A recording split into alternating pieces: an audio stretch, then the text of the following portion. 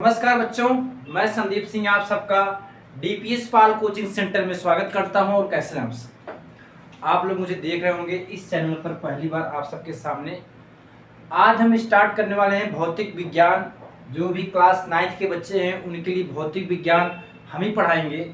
तो भौतिक विज्ञान से आपको प्यार करने की जिम्मेदारी हमारी है कि भौतिक विज्ञान जो आपको नहीं समझ में आता, बहुत डर लगता है आपको भौतिक विज्ञान में, अब वो डर आपके अंदर से बिल्कुल दूर होने वाला है। ठीक है, तो आज हम जो चैप्टर आप लोग के लिए लेकर आया हूँ उसका नाम है गुरुत्वाकर्षण। क्या नाम है? गुरुत्वाकर्षण। बहुत इंपॉर्टेंट चैप्टर है आपके एग्जाम के लिए भी। और ये चैप्टर आगे जब आप 11th में जाएंगे तो वहाँ पे भी आपको ये चैप्टर मिलेगा फिर से एक बार। तो अगर आप इस चैप्टर को अभी अच्छे से पढ़े रहेंगे तो बाद की क्लास के लिए भी आपको बड़ा फायदेमंद होने वाला है। ठीक है, तो सबसे पहले गुरुत्वाकर्षण के बारे में जो सबसे पहला टॉपिक पढ़ने वाले हैं उस टॉपिक का नाम है गुरुत्वाकर्षण का सार्वत्रिक नियम। सबसे पहली हेडिंग बच्चा लोग लगाइएगा, गुरुत्वाकर्षण का सार्वत्रिक नियम। और जो भी बच्चे देख रहे हैं ये केवल हिंदी मीडियम के लिए चैनल है। और अगर आप इंग्लिश में जो भी बच्चे पढ़ना चाहते हैं तो वो लोग भी एक चैनल और है इसी का, फिजिक्स से प्यार बाई संदीप सिंह, उस पर आप जा सकते हैं, उसको आप देख सकते हैं जो भी इंग्लिश मीडियम बच्चे हैं। बाकी जो हिंदी मीडियम बच्चे हैं वो डीपीएस पाल कोचिंग सेंटर वाले चैनल पर आपका स्वागत है। दोनों चैनल अपना ही है, अपने बच्चों का ही है। ठीक है, चलिए, गुरुत्वाकर्षण का सार्वत्रिक नियम बहुत इंपॉर्टेंट है बेटा। आप देखेंगे आपके एग्जाम में, पिछले साल के एग्जाम में हर साल, पिछले साल की बात ही छोड़ दे, हर साल ये आपके एग्जाम में क्वेश्चन आता ही आता है। इसलिए इस चीज को बड़ा बहुत ध्यान से सुनिएगा। जो भी बच्चे हैं यूपी बोर्ड वाले, हमारे प्यारे प्यारे बच्चे हिंदी मीडियम के, वो बहुत ध्यान से इस नियम को सुनेंगे। गुरुत्वाकर्षण का सार्वत्रिक नियम हमसे क्या कहता है, तो ध्यान दीजिएगा। पूरे यूनिवर्स में, पूरे ब्रह्मांड में ऐसा कोई भी वस्तु जिसमें क्या है, द्रव्यमान है। बहुत ध्यान से हमारी बातों को सुनिएगा, अभी हम उसको स्टेटमेंट में लिख भी देंगे। पूरे ब्रह्मांड में, पूरे यूनिवर्स में ऐसा कोई भी वस्तु जिसमें क्या है, द्रव्यमान है, वे वस्तु एक दूसरे को आकर्षित करते हैं। किस फोर्स से, किस बल से? गुरुत्वाकर्षण बल से। मैंने क्या कहा, मेरी बातों को बहुत ध्यान सुनिएगा। पूरे ब्रह्मांड में कोई भी वस्तु जिसमें क्या है, द्रव्यमान है, अगर उसमें द्रव्यमान है तभी हो आकर्षित करेंगे। तो पूरे ब्रह्मांड में कोई भी दो वस्तु जिसमें द्रव्यमान है वे एक दूसरे को आकर्षित करते हैं विद किसके द्वारा? एक गुरुत्वाकर्षण फोर्स के द्वारा। और वह गुरुत्वाकर्षण फोर्स उन दोनों वस्तुओं के द्रव्यमान के गुणनफल के, बहुत ध्यान सुनिएगा, उन दोनों वस्तुओं के द्रव्यमान के गुणनफल के अनुक्रमानुपाती और उन दोनों वस्तुओं के दूरी के स्क्वायर का व्युत्क्रमानुपाती होता है। अभी आपने स्टेटमेंट को सुना, अभी मैं लिखूंगा तो चीजें और आपको क्लियर होंगी मैं क्या कह रहा हूं। पूरे ब्रह्मांड में अगर कोई दो वस्तु हम लेते हैं, मान लीजिए एक वस्तु बेटा है, उसका मास है, उसका द्रव्यमान कितना है? m1 है। और जो आपका दूसरा वस्तु है उसका द्रव्यमान क्या है? m2 है।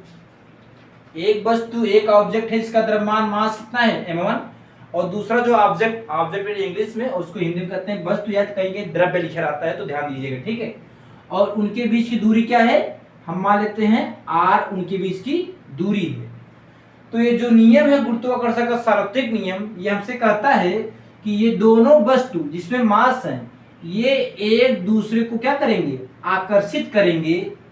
और उस आकर्षण बल का नाम को ही हम लोग क्या कहते हैं?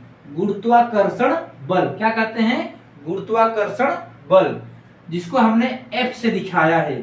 ठीक है, तो जो ये F बेटा आपका होता है, यह दोनों वस्तुओं के द्रव्यमान के, क्या बच्चा?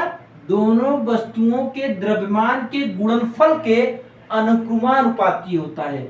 और अनुक्रमानुपाती को बेटा हम ऐसे दिखाते हैं, F अनुक्रमानुपाती m1 m2।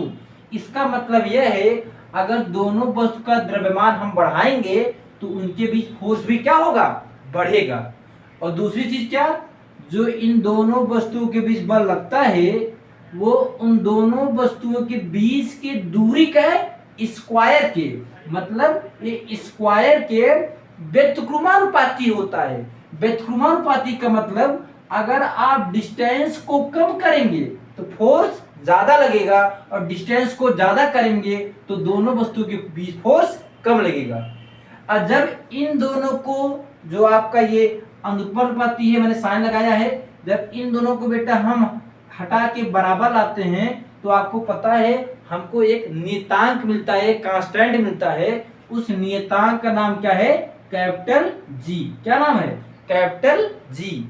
तो क्या हो जाएगा, कैपिटल जी m1 m2 अपान r का स्क्वायर। तो यही सूत्र हमको मिलता है किससे, गुरुत्वाकर्षण के सार्वत्रिक नियम से। अब कैपिटल जी बेटा क्या है, बहुत ध्यान सुनिए, कैपिटल जी क्या है, इसको हम लोग कहते हैं क्या, सार्वत्रिक गुरुत्वाकर्षण नियतांक। मतलब इसको हम कहते हैं इंग्लिश में, हिंदी में, दोनों जो बच्चे इंग्लिश के लिख सकते हैं, यूनिवर्सल ग्रेविटेशनल कांस्टेंट। मैं इंग्लिश हिंदी दोनों लिख दूंगा ताकि आपको कोई समस्या ना आए।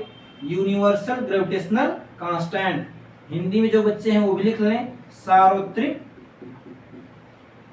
गुरुत्वाकर्षण नियतांक, या आप सिंपल से गुरुत्वाकर्षण नियतांक भी कह सकते हैं। ठीक है, गुरुत्वाकर्षण नियतांक भी कह सकते हैं। और जो इसकी वैल्यू होती है बेटा उसको आप लोग याद रखिए, इसका मान कितना होता है, इसका मान होता है 6.67 इंटू 10⁻⁻11। और जो इसका मात्रक होता है वो होता है न्यूटन मीटर स्क्वायर अपान में केजी का स्क्वायर। ठीक है, तो ये चीज याद रखिएगा। कभी कभी छोटे क्वेश्चन एक नंबर बन जाते हैं, उनसे पूछता है कि जो कैपिटल जी की वैल्यू होती है, कैपिटल जी का मान होता है वो कितना होता है, तो सभी बच्चे इसको याद रखेंगे। कितना होता है, 6.67 गुणे 10⁻⁻11 newton metre square upon KG square. अब इसी में हम आपको एक चीज और सिखाते हैं कि इसका स्टेटमेंट कैसे लिखेंगे, आप लोग आपके एग्जाम में आएगा। तो जो चीज हम बोल रहे हैं उसको नोट कीजिएगा, लिखिएगा, ब्रह्मांड में कोई भी दो द्रव्य, द्रव्य मीन्स वस्तु, ठीक है, द्रव्य मीन्स वस्तु, ब्रह्मांड में कोई भी दो द्रव्य जिसमें द्रव्यमान होता है, वे दोनों द्रव्य या वस्तु एक दूसरे को गुरुत्वाकर्षण बल से आकर्षित करते हैं। ठीक, और वह गुरुत्वाकर्षण बल उन दोनों द्रव्य के, मेरी बातों को रोक रोक के वीडियो लिखते रहिएगा, उन दोनों द्रव्य के गुणनफल के अनुक्रमानुपाती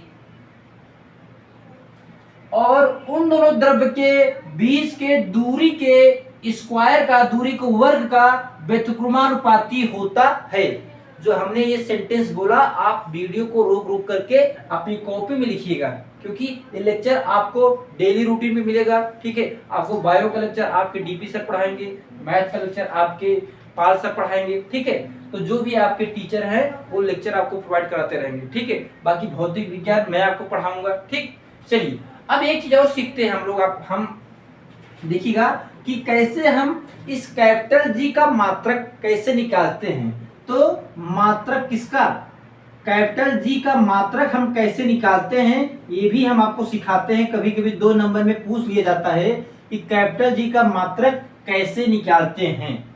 तो अभी देखो आपको एक फार्मूला मिला है, सूत्र मिला है, क्या, F बराबर कैपिटल जी m1 m2 अपान r स्क्वायर।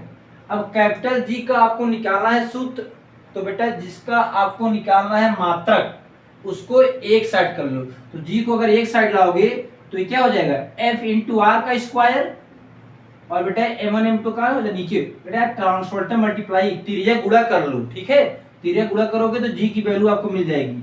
अब आप बताओ, फोर्स बल का मात्रक न्यूटन होता है सर, आर क्या है, दूरी, दूरी का मात्रक मीटर, और मीटर का स्क्वायर है तो मीटर का स्क्वायर कर दो, अपान 2 बार द्रव्यमान है, द्रव्यमान का मात्रक क्या होता है, केजी, क्या हो जाएगा, केजी का स्क्वायर। ठीक। तो ये वीडियो बेटा जो हमने पहला वीडियो बनाया ये 3 नंबर का क्वेश्चन आपके एग्जाम में पूछा जाता है, इसलिए इस वीडियो को आप अच्छी तरह अच्छे से तैयार कर लीजिएगा। ठीक। तो आज के लेक्चर में हम आपको क्या बताए कि गुरुत्वाकर्षण का सार्वत्रिक नियम क्या होता है। ठीक। तो नेक्स्ट लेक्चर में हम आपसे मिलेंगे, तो उसमें हम इसके आगे बात करेंगे कि कैसे हम इसके सवाल को करते हैं। ठीक है। इसके बाद अगला जो हमारा टॉपिक होगा, ठीक, एक्सीलरेशन ड्यू टू ग्रेविटी, गुरुत्वीय त्वरण क्या होता है। ठीक है। तो इन सब चीजों के बारे में हम लोग बारी बारी एक एक लेक्चर में बात करेंगे। बहुत बहुत धन्यवाद।